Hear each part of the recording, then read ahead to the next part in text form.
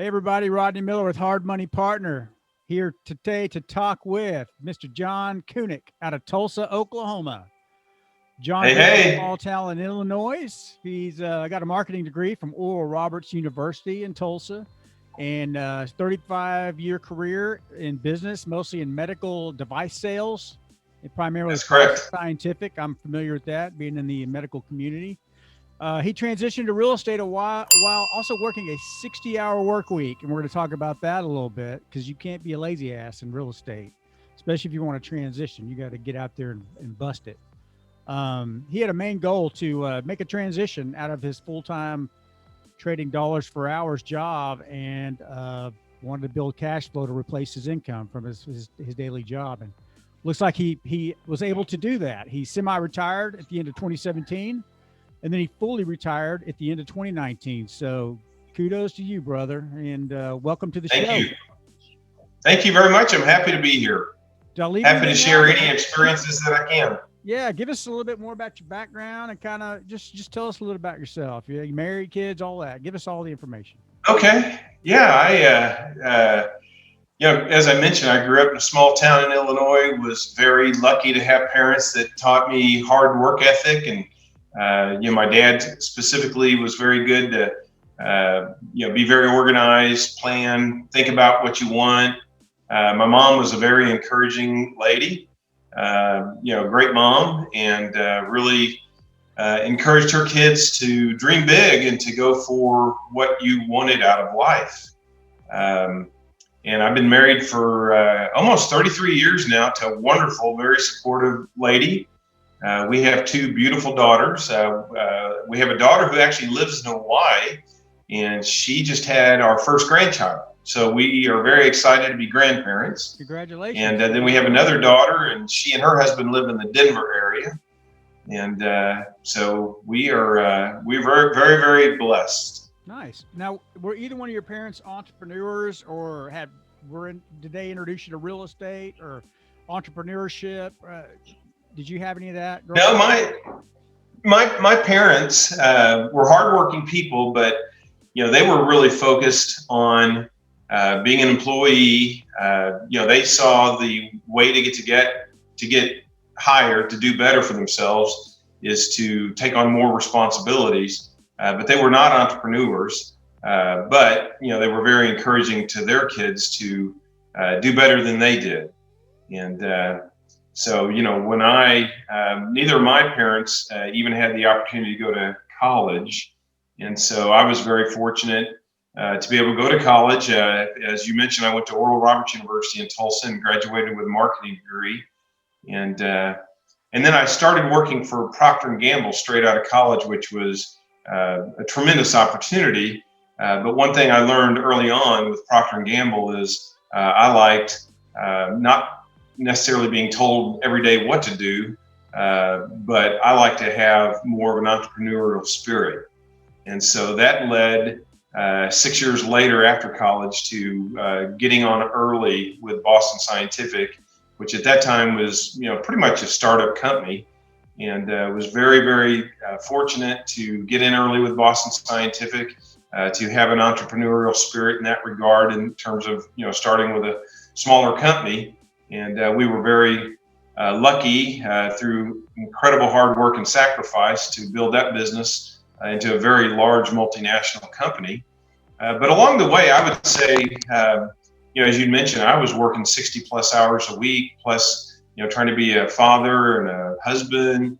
And I would say in my, really after I turned 40, I started thinking, I don't want to do this forever, and working 60 plus hours a week, for another company is not something I'm going to be able to maintain, into my mid to late 50s into the 60s. And so it really made me start to think, I've got to start replacing my cash flow, what I'm making by being an employee, by being an investor. And I'd always done a lot of investing, whether it be stocks, mutual funds, etc. But I really didn't see that as the avenue to replacing the cash flow. And through a series of events, I got very interested in real estate. Was very lucky to have some friends that had started to do some projects in real estate. So I went through a process of investigating, various avenues in real estate, and I settled on single-family rental properties as the way for me to go. And I've also had the great opportunity to mentor a lot of other people in real estate, really over the last 5 years. And probably the number one thing that I tell everybody is know what your goals are. There's various goals, whether it be, in my case, it was cash flow, replacing the cash income that I was making working 60 plus hours a week. But other people, their goal is capital appreciation, it's tax benefits, etc. So I think the best thing that you need to do before you start is to really understand what your goals are. And then once you know that, you can build strategies to achieve that. Yeah, I was like you. It was around the age of 40 when I realized I really didn't have much of retirement. And I was a business owner, but the retirement aspect of it was not there. And so I saw the writing on the wall. My dad retired at 55. I was 40 and I had no way to, no path to retirement. And things started getting real, at that point. Right. Like it has a way of doing that. I'm 40 years old. I'll be 55 before you know it, and I have nothing to fall back on. If I don't come to work every day at the clinic for the business, then I don't make money. So that lit the fire. I wish I would have started when I was in my 20s, like a lot of these young guys I see today, but I didn't. And you don't have to. Yeah. You start 40, 50, 60 if you need to, but you just got to have a plan and goals, like you said. And that's right. So you decided that real estate was your vehicle to do that. Right. And lucky for you, you had people around you that were already in the real estate space. And that was my question to you is how did you get educated on real estate? How did you enter to real estate? Did you spend a lot of time researching, studying? Did you ask for somebody to mentor you? When you decided real estate was your path, what did you do to line up all the pieces before you launched into real estate? Yeah, and that's a good question. I did a massive amount of research, and I will tell you some of the best information I learned was from people that had been in real estate and had failed. And so, I would ask them, what do you think you did that caused you to fail? And I think I learned more from those people than I did from the people that, were in real estate and had succeeded. But whether I asked them what caused you to fail or what caused you to succeed, I kept hearing a lot of common themes. And so that made me say, okay, if I'm going to do this, I need to make sure that I do certain things that are going to put me in the best position to succeed. One of the key things, for example, is capitalization. And I talked to a gentleman who had really grown way too quickly and, got caught up into how quickly can I grow? But, he was mortgaging one property to buy another property, and he really didn't have enough skin in the game.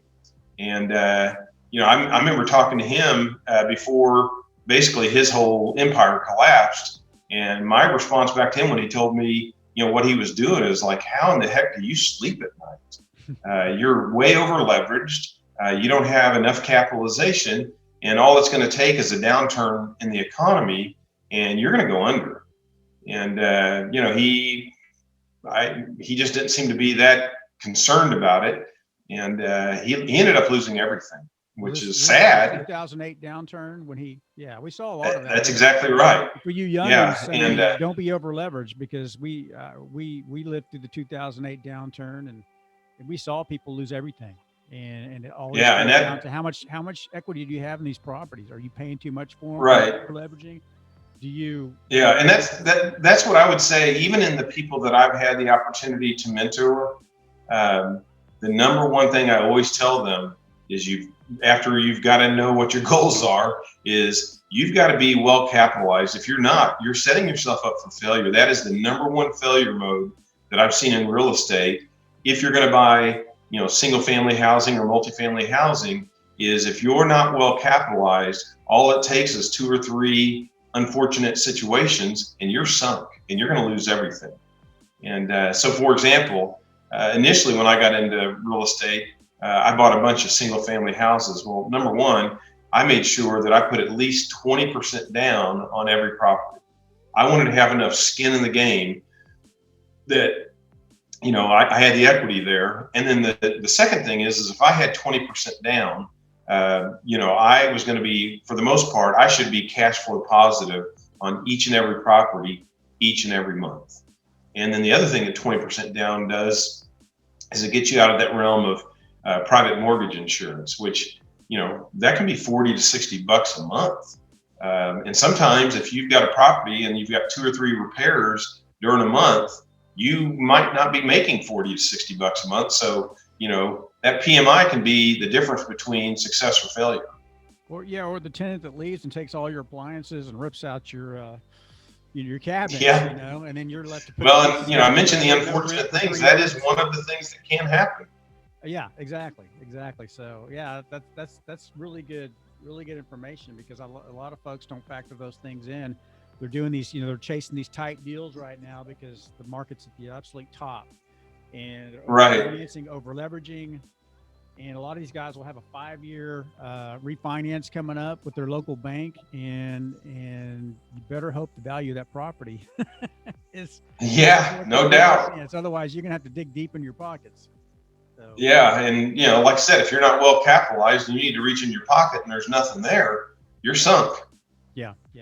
So tell us a little bit about, you made the transition, you bought single family homes. How did so from the time you started buying single family to the time you were able to actually say sayonara to your job, tell us about that whole process, how that went down, and how long it took. A lot of I deal with a lot of doctors, and I deal with a lot of medical professionals, and they all, a lot of them are looking for a way out, just like you. And you work with a lot of doctors, right? And I think we discussed this. Right, I did. And they're taking notes. Yeah, so seeing you get out of a very lucrative paid position and transitioning into entrepreneurship. It's not easy it's a little scary. It might be easy for somebody making 20, 30, 50 grand a year, but when you're making really good money and you want to transition, it's a pretty daunting looking task. And you really gotta. It's interesting, Rodney, because and so I had extremely good relationships with almost all of my surgeons, cardiologists, interventional radiologists that I worked with, but I never really talked to them much about my side ventures of real estate. It's just something that I did kind of in the background, et cetera. And I was using, a lot of the money that I was making in the medical device to get started in the real estate. And then I was taking all of, the money I was making in those real estate projects, and I was plowing them back into more real estate. Well, I was also taking, a lot of the excess income that I was making in medical devices and using that to supplement more real estate, so I could get to a critical mass. And so it was interesting when, I semi-retired in 2017, and that's when I, for the most part, got out of the medical device field. I had a lot of my physicians that I was very close with that were very surprised that I was able to retire. And so I actually told them, I'm like, look, it's not something I've really talked much about, but I've kind of had this exit strategy for a number of years that I've been kind of pursuing and implementing, on the side, and I've never really talked much about it. And I was amazed at how many of those physicians told me, it's like, hey, help me, because, I want to have an exit strategy. And most of those doctors were my age, maybe a little younger, maybe a little older. But, as a lot of physicians, although they may have a great income, they're not usually the best at managing that income and saving it for retirement. They're very, very busy. Most of the doctors that I worked with were extremely busy with their medical practice. And they, just having side ventures just either wasn't something that they thought they could do, or they just didn't see the need to do it. I mean, different stories for different folks. Sure. But I've had a number of those physicians that I've been able to help over the last several years to get involved in real estate, actually through some of the multifamily syndication that I've now transitioned to. Yeah, we'll get to that too. And I still want to go back to how you kind of did it, but on the the doctors come to me, and I've had several lunches where doctors or high end people come to me and say, I want to get into real estate. I'm gonna start flipping houses. All right. I'm gonna buy a bunch of rentals, and I'm like, "Dude, you're a surgeon. Do you know how many rentals you Yeah. buy and how long it take you to build that portfolio up to really?" I was like, "You're busy." Right. I just don't Yeah. see that happening. And I always say, have you looked at multifamily? Have you looked at getting into a Hmm. syndicated deal with a big group of people, a bigger deal because the returns are good and all that? And is that kind of what the Right. tact you took with these guys? Did you steer them towards something a little more passive? No, and actually, so let me go back to when I started doing the single family houses. So I self manage. Now, obviously, you can hire a property manager. I looked at doing that, and quite honestly, in all the research I did, it looked to me like the property managers were going to make more than I was going to make, and I'm the one putting up all the money. And I don't think that people have your best interest as much as you have your own best interest in Oh yeah, mind. And so I decided I was going to self manage. And also, the one thing I knew I needed then was a good handyman and a reliable network of subcontractors. So, if you needed to call a plumber, you need to make sure you got a great plumber, someone you can rely upon. And so I developed a relationship with a handyman. My pet name for him, lovingly, is Mr. Fix It. And so he was on speed dial. So when a tenant called, I could call him and say, "Hey, I'm working 60 hours this week. I don't have time to respond to this tenant, but can you take care of this?" And he was more than willing and able, and obviously got paid well to do so. But he took a lot of the day-to-day stuff off my plate. So he was invaluable. It was a win-win because it also helped him. He got a lot of rewards as well. sure. But I think, if you're going to self-manage, you've got to have a game plan. You've got to have a network, whatever. If you're not going to self-manage, then you need to know that you've got a property manager that you can trust who, really puts your best interest at least equal to theirs. Gotcha. Did you ever get into flipping houses? Did you ever like do rehabs and flips? Were you just buy and hold, buy and hold? But buy and hold, and I will tell you, with my business background, I actually think flipping houses is one of the worst business models, especially for taxation, there is. Tell us about that. Yeah, So, let's go into that. well, And so with flipping a wholesaling house, falls in the same category, basically. yeah. So with flipping a house, really what you're trying to do is make ordinary income. So you're buying a house. Let's just use round numbers. Let's say you buy a house for 100 grand. Let's say it takes you 6 months to flip that house. So for 6 months, you've got your money tied up. Let's say you buy it for 100, you put 30 into it, and you think you can sell it for 150. Okay, so you're going to make a 20 grand profit at best. Okay, that's ordinary income. So you're going to pay taxes on 20 grand. And so, in my way of looking at it, the government's going to make as much money as you're going to make. You did all the work, you took all the risk. To me, it's just a bad business model. Sure, sure. So the alternative to that is holding past 1 year and getting capital gains tax, correct? That's right. That's right. So, like in my situation, I have bought, a large number of single family houses. And as you and I talked offline, as of 2 weeks ago, I no longer own any single family houses. I've sold them all. But, because I owned them, for, many years, the appreciation that I was able to get, it's considered long-term capital gains. So the taxes on that is, significantly lower.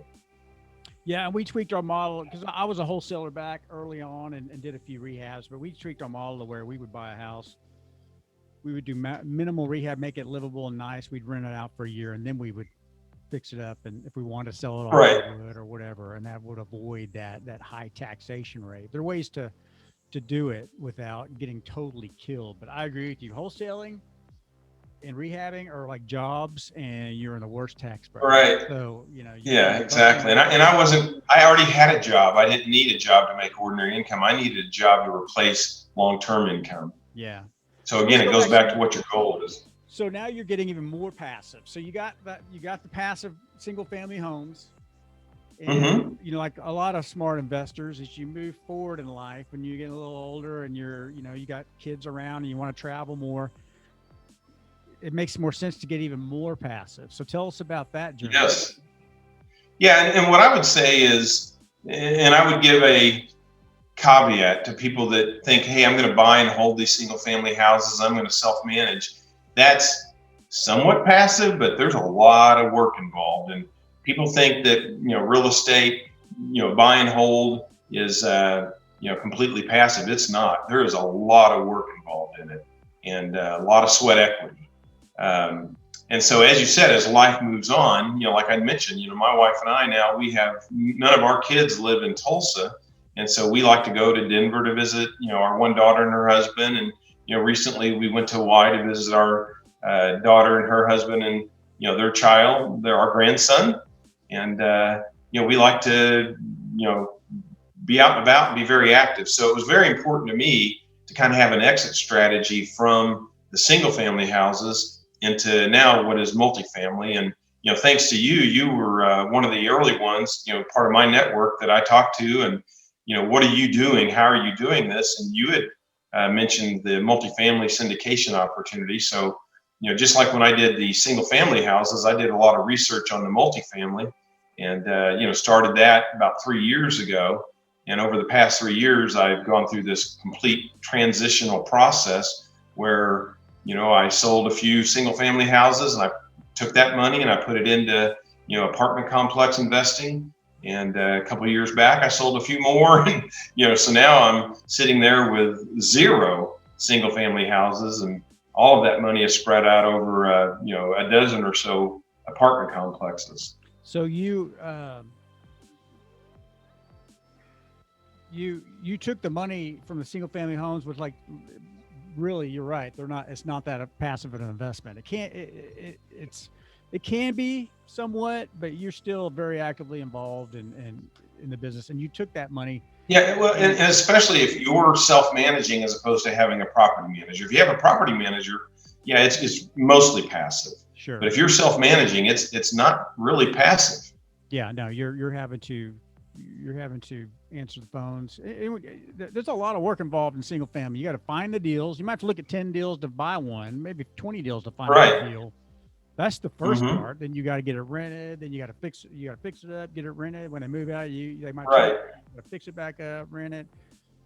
Take the phone, collect rent, chase people that don't pay your rent. Yeah, bookkeeping. I mean, there's a lot of stuff involved in it. So so you got into multifamily, but you got in as a passive investor. So now you're passive. You're letting other people put the deals together, and like a good investor, you spend all your time up front vetting deals, right?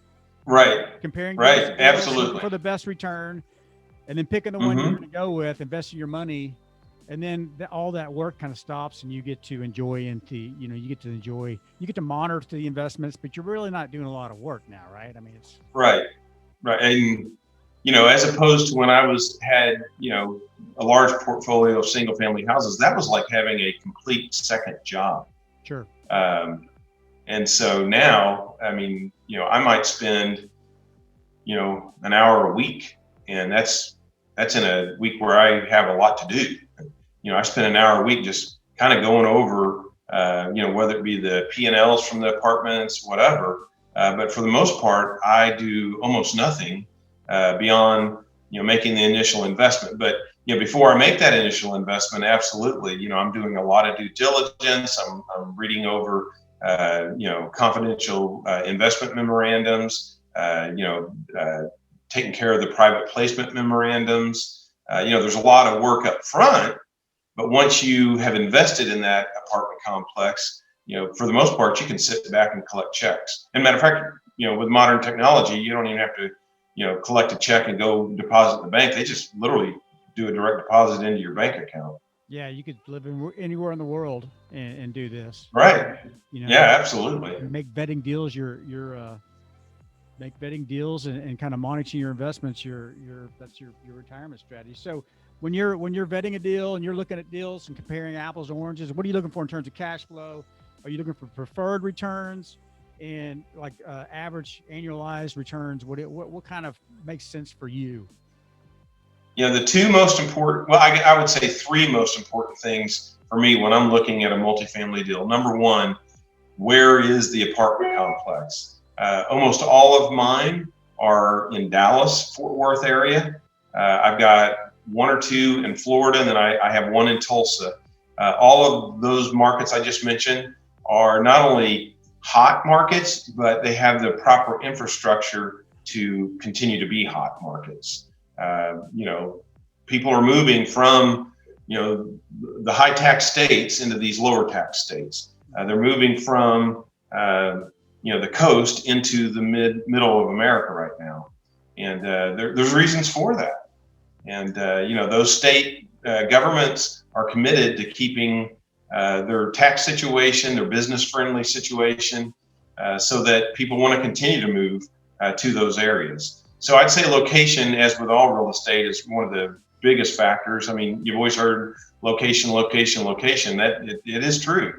The second thing that I look at is, who's going to be my partners? Who are the partners? A deal, even if it's in the best location, but it's poorly run by the syndicator or the property management company, is a bad deal.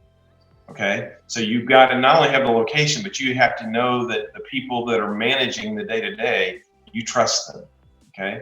And then I would say past performance, their past history, their experience. Yeah, exactly. So like with any other investment, past performance predicts future performance. Mm-hmm. And I remember the first one, the first syndication deal I did, actually you and I did together.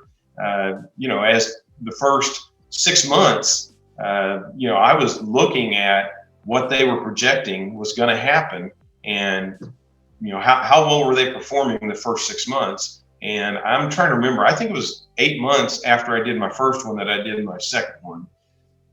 And I did it with the same company, and primarily because, they in those 6 to 8 months had proven that, they had made conservative projections and that they were overperforming those conservative projections. Good deal. So back to do you have a preferred, returns? So tell me what, over the last 3 or 4 years, because things have got a little tighter, but what are you looking for now in terms of if you're going to? Yeah, and that was the third thing. I mentioned there were 3 things I look at: location, who are the partners. The third thing I'm looking for is what's the projected return, and is it realistic? So if someone says, hey, these returns are based on, we're going to buy this apartment complex at X price, and then we're going to sell it at Y price, and it's a 3-time multiple. That's not realistic. So I'm doing a lot of due diligence on what those returns are based on, so that they can say, hey, we're projecting this return, but I want to do my analysis of those numbers. What is that based on, and how realistic is that? Sure. So there's a lot of due diligence that you have to do on these deals. Yeah, the exit cap rate, that'll make a deal look great. If they can fudge that number, and a deal can look great when it's not. You really have to learn. You've got to learn these things. It's not hard. And when you start looking at deals, it's not. I mean, if I can do it, anybody can do it. So It's not hard, but you've got to be disciplined to do it. Yeah, there's a lot of moving pieces to the puzzle when these guys are doing their pro formas, and you gotta know how to pick out the bullshit, and sort through. Yeah, absolutely. Yeah, you got to be able to separate the wheat from the chaff. And again, that goes back to, do you trust the people that you're dealing with? If you're going to write a check for X amount of dollars, and that money is probably going to be tied up for 5+ years, do you trust those people with that amount of money for that long? Sure. So what I think what it looked like to me, but like 4 years ago when I started getting into real estate, and I joined the Sumrock Group and was looking at tons of deals, it looked like the returns offered were around 10% cash on cash, 20% annualized returns, 5-year projection. Right. So you basically double your money in 5 years was kind of the deal. It seems like now as deals have gotten tighter, we're more like you see a lot of prefs now too, 6-8 pref. 6 or 8 Right. cash on cash return. And then maybe now it's like a 15, 16% IRR. And sometimes you'll see these Right. things go instead of 5 years out to 7 years, to meet their Mm-hmm. projections and longer hold time and stuff. But then we saw people, a few years ago that were turning deals in 2 years and getting 30, 50, Right. 100%. I mean, crazy returns for their investors. So Yeah, it was crazy. it was crazy. That slowed way down with cap rates have been compressed and there's a lot of competition out there. But I think the good times might be coming back around here pretty soon. Yeah. Yeah, and I don't know when those good times are coming back around, but the one thing I will tell you that I think and the other thing I will say is for anybody that's thinking about getting in real estate, if you're married, talk with your spouse and make sure that your spouse is on board. And for me, that was very important. I have a wife who's extremely supportive and has a lot of faith in my judgment in these things. And she and I mean, we started our own LLC, and we're the only two members of the LLC. So we actually have monthly meetings, quarterly meetings, annual meetings, and it's just she and I talking a lot. Sure. But I trust her judgment, and but I've had other friends that they wanted to do real estate, but for whatever reason their spouse wasn't on board. And my suggestion to them is if your spouse is not on board, my suggestion is don't do it. Yeah. Because your marriage is more important than your money. Yeah, and there's risk involved. I mean, there is risk involved in any kind of investment, and Yes. you Yeah. So where I was headed back with that is, when my wife and I decided that we wanted an exit strategy from the corporate world, first of all, you have to have capital. So during I'm going to say 2004 to about 2008-9, we were putting a lot of cash in the bank, putting it on to the side, waiting for opportunities to come up. And it was at that point in time where I started seeing a lot of this subprime mortgage going on. And I, first of all, I'll tell you, I'm not a big believer in big government.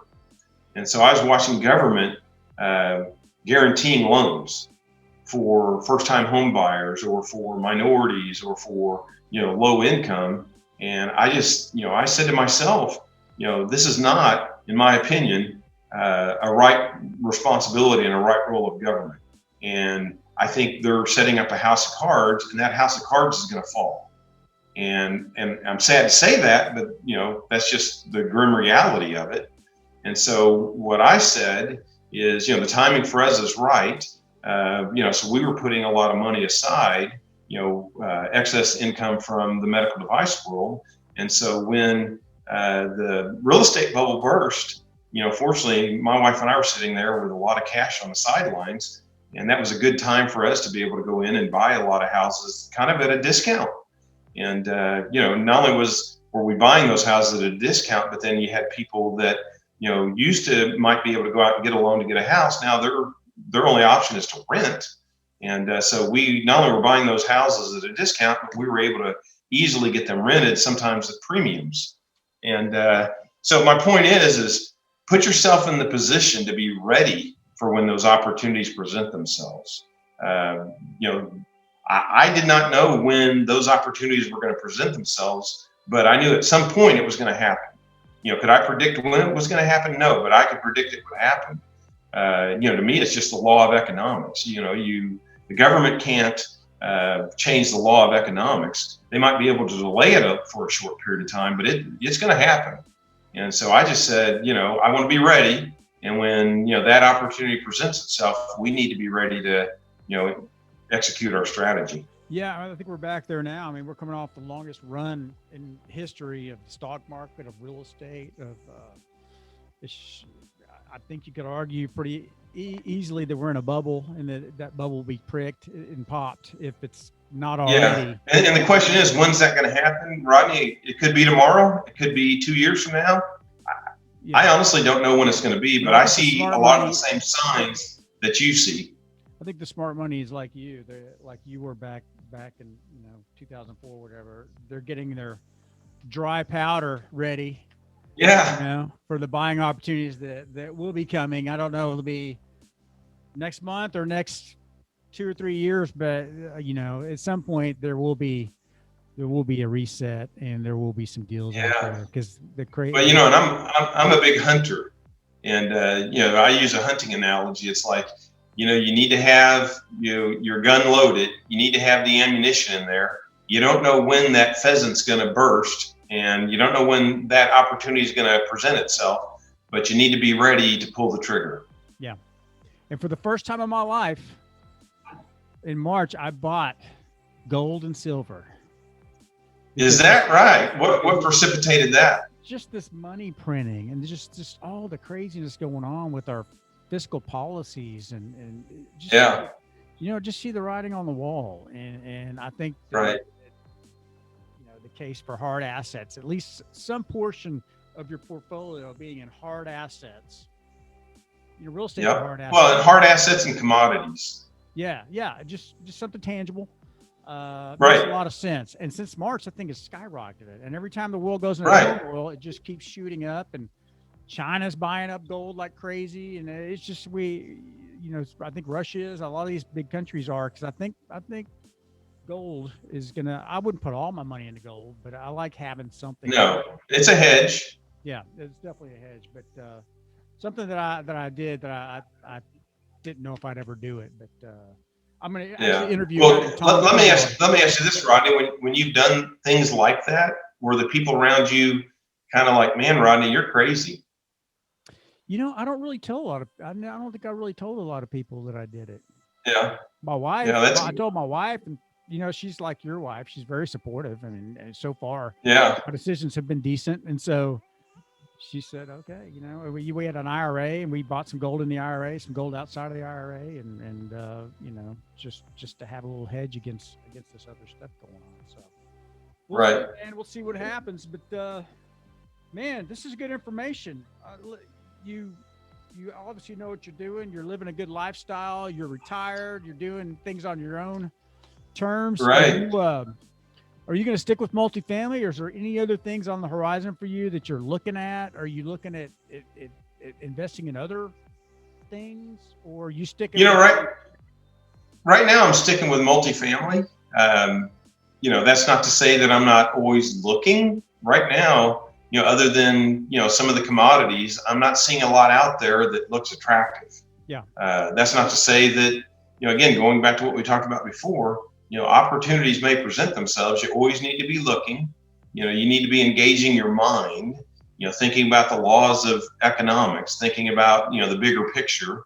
And I think that's one of the challenges is, as human beings, sometimes we get so busy in the day to day that we sometimes forget to look up and see what's going on in the world around us.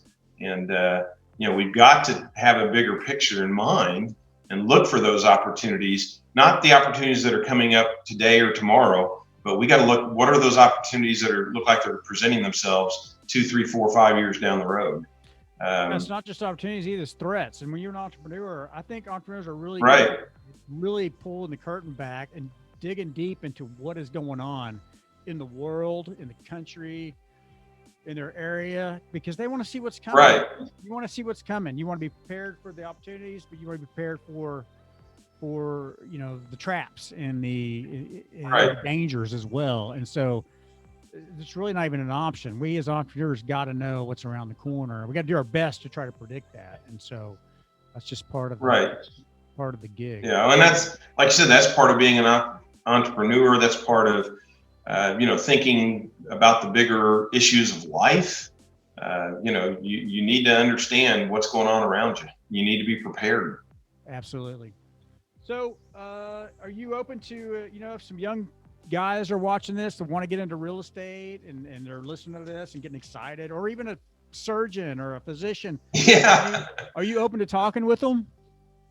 Absolutely. And like I said, I've had the great fortune to help a lot of different people that have, somehow, some way, whether it be a friend talking to someone and they said, hey, I know a guy that's, had success in real estate. And, I've just had the great fortune of working with a lot of people and helping them find success in real estate. So I'm always willing to give back. And if someone wants to contact me, I'm willing to tell them. As a matter of fact, I'm in the process right now with a colleague of mine from Boston Scientific days that he's wanting to set himself up to have an exit strategy in a few years. And the thing, I just had a phone conversation with him a couple days ago, and I'm like, if you don't start planning for it now, it's not going to happen 5-10 years down the road. This stuff takes time. And so, yes, I'm wide open. If someone wants to, reach out to me, I'll be glad to share with you specifics of, here's how I was able to at least find some success in it. Yeah, giving back is huge, man. When you get to a certain point in life, it's just the next step of that evolution is starting to give back and help the next person up or group of people. Right. Show them what you know, and it's fun, right. and it's exciting to see people, coming absolutely and learning. And I haven't met an entrepreneur, successful entrepreneur that wasn't willing to do that. Right. Everybody's greedy. Entrepreneurs trying to keep everybody out, and they're greedy. I have never experienced that in my life. Entrepreneurs like to help people, and they like to mentor, and they're thrilled to be asked to mentor somebody 9 times out of 10. So if you're a young kid and you want to learn stuff, go find a mentor and ask somebody successful to mentor you, and I guarantee you they will be thrilled to death. They're going to accept you. Yeah. They expect you to follow through and to be serious about it if they're going to spend their time with you. Right. I think most successful. Yeah, and I go back to early on what I said is I sought out a lot of mentors, a lot of people that had either gotten into real estate and stayed or gotten out. And I would simply talk to these people and, hey, can I buy you lunch? I want to pick your brain. And, I'm more than willing to buy you lunch and talk with you. And I'm trying to remember if I ever had anybody that wasn't willing to at least sit down and talk. And now the thing I did is I prepared for those lunches because I didn't want to waste their time. Sure. So I was trying to be, considerate and respect their time. But again, I was fortunate that I had so many people that were willing to talk with me. So that I could put together my strategies. And, I think it's very important. Not only, I had people that told me, don't go into this lighthearted. You need to go in this thinking this is going to take a lot of time. You're going to have a lot of challenges. Things aren't going to go like you think they're going to go. And so you need to be prepared for that. So I'm very grateful to those people that they gave me that heads up. And I try to do the same thing when I meet with people is, tell them that, this isn't real estate is not easy. It's not a magic bullet. It takes a lot of time, and you're going to have to invest your time and energy and your capital if you want to be successful in it. And it's just, it's that simple. But I think having those right expectations is very important. That's great advice, man. So how do people get in touch with you if they want to give you a call or email you or whatever? What's the best way? Yeah, the best way to get in touch with me is via email. So I got 2 email addresses. The first one, the name of the LLC that my wife and I started is called Abundant Enterprises. If you want to look up 2 Corinthians 9:8, you'll see why we called it Abundant Enterprises. But my first email address is abundantenterprises@icloud.com. And then the other way you can get a hold of me is my personal email, which is kunickj@cox.net. That's Kunick, KUNICKJ@cox.net. Perfect. Thank you, John. I appreciate you coming on today. This is Rodney Miller with Hard Money Partner. And if you like this interview, I'd appreciate if you go down and click the subscribe button, leave a comment, give me a thumbs up. I like whatever you can do to help us out. We do appreciate it. Thanks, John. Appreciate it. Good talking to you. Rodney, thank you for inviting me, and it's been a pleasure. Take care.